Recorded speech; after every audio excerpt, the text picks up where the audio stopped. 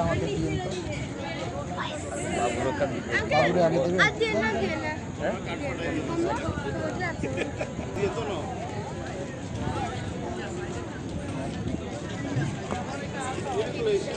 Patenga C বিচে এসে ঠান্ডা ঠান্ডা কুলফি, বাটি কুলফি বলে, বাটি কুলফি, বাটি কুলফির স্বাদ দিচ্ছে আর কি।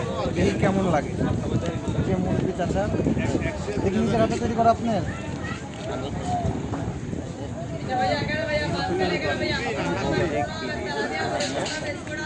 যাই হোক, কুলফিটা কেমন